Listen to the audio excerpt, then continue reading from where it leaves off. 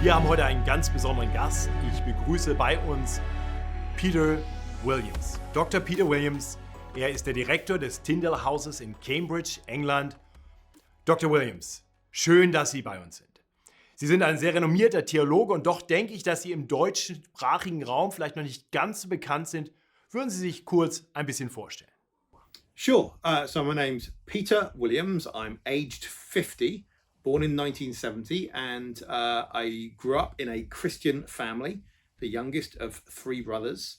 And from about the age of 12, I had the opportunity of learning Latin and Greek at 14.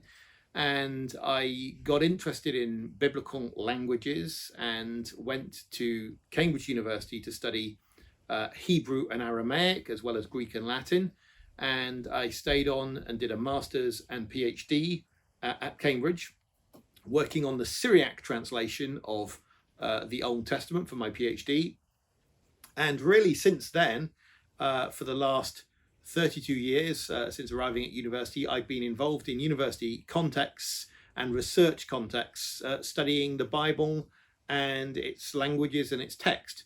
I'm married to Catherine. I've got two children who are, well, one's an adult, one's nearly an adult.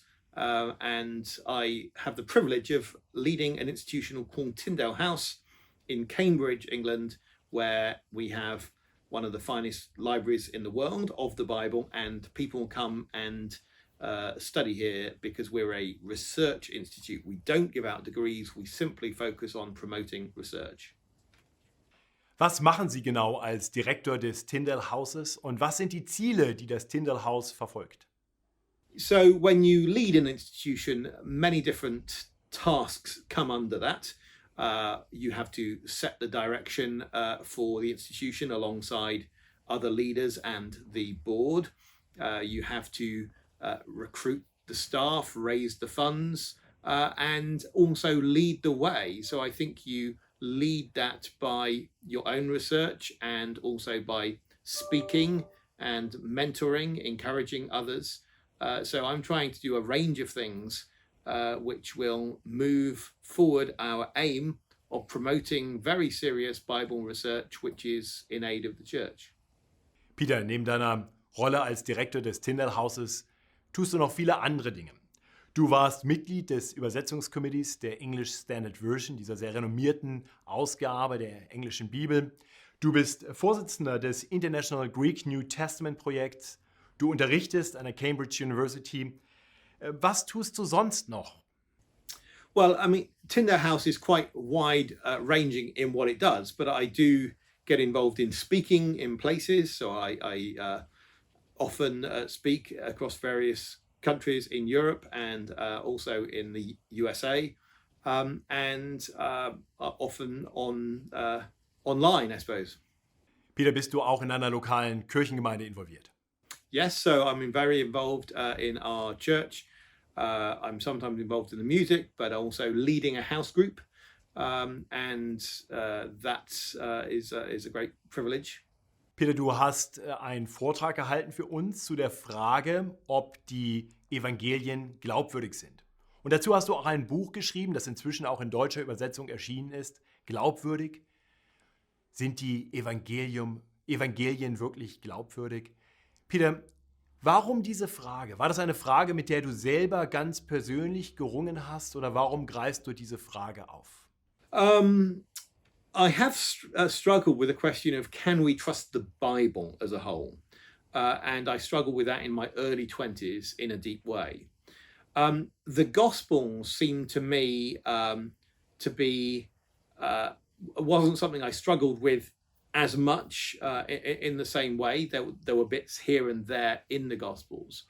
But I've always felt that there has not been a very short book from which is academically sound, giving the case positively for the reliability of the Gospels. There are other books, they tend to get longer. And the model of the book I had in mind was a very old book by F.F. Bruce called The New Testament Documents, Are They Reliable? I felt that there was a need for a short book that was not too technical, but which you could give to someone who is first inquiring about this subject. So I tried not to presuppose any knowledge, but yet to take people forward enough. So it's a serious book, but it's a short book. Du hast das Buch geschrieben für Menschen, die am Anfang ihres Glaubenslebens stehen, um ihnen ein festes Fundament für ihren Glauben zu geben. Aber ist dieses Buch auch hilfreich für Menschen, die vielleicht anders geprägt sind, die vielleicht eher etwas kritischer sind hinsichtlich der Frage nach der Glaubwürdigkeit der Evangelien? Wie kann es solchen Menschen helfen? Kann es solchen Menschen helfen? I should hope so. So I think that sometimes your target audience is different from your actual audience. So when I wrote that book, I was thinking of engineers, people who like facts and things that work, and thinking of people who aren't explicitly Christians, but 90% of the people who read it probably will be Christians.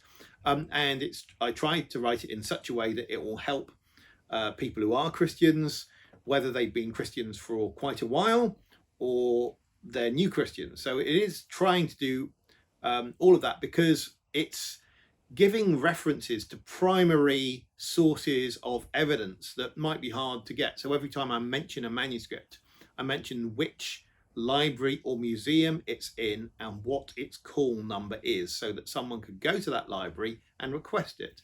So it's that sort of level of information and specificity which often we don't have in our books. We talk vaguely in terms of manuscripts.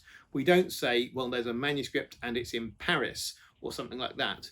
So this is where I tried to be very specific about these things. Was sind die am häufigsten vorgebrachten Kritikpunkte, Vorurteile, Gegenargumente gegen die Lehre von der Glaubwürdigkeit der Evangelien? Well, I think that people often might say, well, there are contradictions between the Gospels, and people have models, if you like, for an idea of how things could change over time.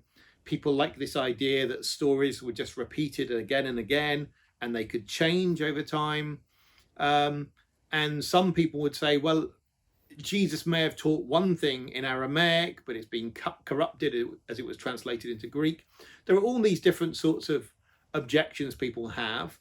I haven't tried to answer every single one of those so much as provide a framework which shows that none of those are particularly strong objections. Wir wollen natürlich nicht die Inhalte deines Vortrags vorwegnehmen, aber vielleicht könntest du für uns schon mal kurz die Kernargumente skizzieren, warum die Evangelien wirklich glaubwürdig sind.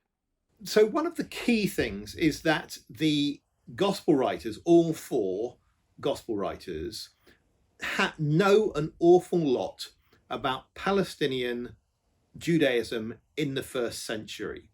And what we can see as we look at their words, and all of them wrote over 10,000 words, so you've got quite a bit of evidence to go for, is you can analyze them and the sorts of things they know about, and they are impressively close spatially to the events, and I think also in time.